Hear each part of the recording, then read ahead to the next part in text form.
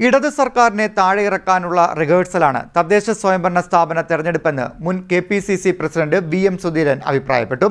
UDF സ്ഥാനാർത്ഥി സംഗമം ഉദ്ഘാടനം ചെയ്ത് സംസാരിക്കുകയായിരുന്നു അദ്ദേഹം. Chairman A. ഇർഷാദ് അധ്യക്ഷത വഹിച്ചു. അഴിമതി സർക്കാരിനെ താഴെയിറക്കാനുള്ള റിഹേഴ്സലാണ് തദ്ദേശ സ്വയംഭരണ സ്ഥാപനങ്ങളിലേക്കുള്ള തെരഞ്ഞെടുപ്പെന്ന് മുൻ KPCC പ്രസിഡന്റ് VM സുധീരൻ പറഞ്ഞു. അഴിമതിയും ദൂർത്തും കൊള്ളയും നടത്തുന്ന പിണറായി സർക്കാരിന്റെ അന്ത്യം കുറിക്കലാകും ഈ തെരഞ്ഞെടുപ്പ്. ജനങ്ങളോട് യുദ്ധം പ്രഖ്യാപിച്ച സർക്കാരാണിതെന്നും VM സുധീരൻ പറഞ്ഞു. ജനജീവിതം ദുസ്സഹമാക്കി കേരളത്തെ പാപ്പരാക്കി ഇതിനുള്ള മറുപടി കേരളത്തിലെ വോട്ടർമാർ ഡിസംബർ 9 നൽകുമെന്നും അദ്ദേഹം പറഞ്ഞു. UDF നിയോജക മണ്ഡലം കമ്മിറ്റി സംഘടിപ്പിച്ച നഗരസഭാ സ്ഥാനാർത്ഥി സംഗമം ഉദ്ഘാടനം ചെയ്യുകയായിരുന്നു VM സുധീരൻ.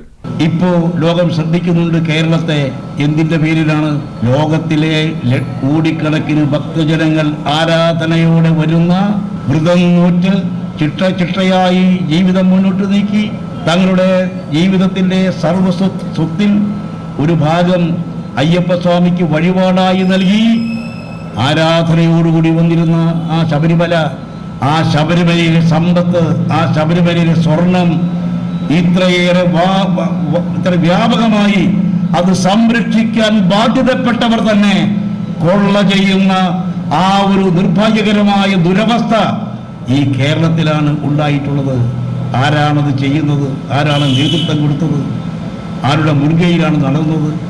ഈ സർക്കാർ നിയോഗിച്ച ദേവസ്വം ബോർഡ് പ്രസിഡന്റുമാരായി നിയോഗിച്ച പ്രമുഖ വ്യക്തികൾ, കമ്മ്യൂണിസ്റ്റുകാർ, CPM പഞ്ചായത്ത് പ്രസിഡന്റായിരുന്ന വാസു, CPMന്റെ പല തലങ്ങളിലും നേതാക്കന്മാരുടെ ഏറ്റവും ഉറ്റവനായ വാസു, അതുപോലെ CPMന്റെ MLA ആയ പത്മകുമാർ, അവരൊക്കെ അധികാരം, സർക്കാർ ഏൽപ്പിച്ച അധികാരം, പാർട്ടി ഏൽപ്പിച്ച അധികാരം ദുരുപയോഗപ്പെടുത്തിക്കൊണ്ട് ഉദ്യോഗസ്ഥന്മാരുടെ പിൻബലത്തോടുകൂടി സാമൂഹിക താല്പര്യക്കാരായ കള്ളന്മാരായ ഉദ്യോഗസ്ഥന്മാരുടെ പിന്തുണയോടുകൂടി സ്വർണത്തെ ചെമ്പാക്കി മാറ്റുന്ന അത്ഭുത വിധിയുമായി മുന്നോട്ട് പോയി.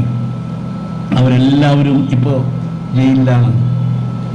ബഹുമാനപ്പെട്ട ഹൈക്കോടതിയുടെ നേരിട്ടുള്ള നിരീക്ഷണത്തിന്റെ നിർദ്ദേശത്തിന്റെ അടിസ്ഥാനത്തിൽ പ്രവർത്തിക്കുന്നു എന്നൊരൊറ്റ കാരണം കൊണ്ടാണ് ഇവരെല്ലാം പിടികൂടിയത്. അല്ലെങ്കിൽ ഇവരാരും തൊടാൻ പോകുന്നുണ്ടോ? ഒരാളെ പോലും തൊടാൻ പോകുന്നില്ല. ഏതായാലും നല്ല രീതിയിൽ മുന്നോട്ട് പോയി. പക്ഷെ ഈ രീതിയിൽ ഇനിയും അന്വേഷണം മുന്നോട്ട് പോയാൽ ആ അന്വേഷണം എവിടെ എത്തും? എനിക്ക് യാതൊരു സംശയമില്ല. ഇതൊന്നും സാധാരണഗതിയിൽ നടക്കില്ല. ഒരു സർക്കാരിന്റെ പിന്തുണയില്ലാതെ, രാഷ്ട്രീയ പിന്തുണയില്ലാതെ ഒരാൾക്കും ഇത്രയും വലിയ കൊള്ള നടത്താൻ, രാജ്യത്തെ ഞെട്ടിക്കുന്ന, ലോകത്തെ അത്ഭുതപ്പെടുത്തുന്ന ഇതുപോലൊരു കൊള്ള നടത്താൻ സാധിക്കില്ല എന്നത് യാഥാർത്ഥ്യമാണ്.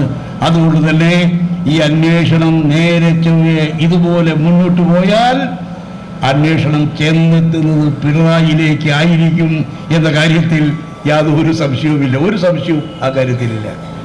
Chairman A. ഇർഷാദ് അധ്യക്ഷത വഹിച്ചു. KPCC ജനറൽ സെക്രട്ടറിമാരായ E. Sameer, KP Sreekumar, S. Basheerkutty, Thomas Mathunni, convener A. Kabeer, A. Nisar, U. Muhammad, T. Zainlabdeen, Cherappurath Murali, AP Shajahan, S. Rajendran, K. Pushpadas, M. Vijayamohan, Aritha Babu, Siyad Valiya Veettil, ബിദു Raghavan, Biju Nasrallah, ശോഭ സുരേന്ദ്രൻ, വള്ളിയിൽ റസാഖ്, ഷുക്കൂർ വഴിച്ചേരി എന്നിവർ സംസാരിച്ചു. Side net news, Kayamkulam.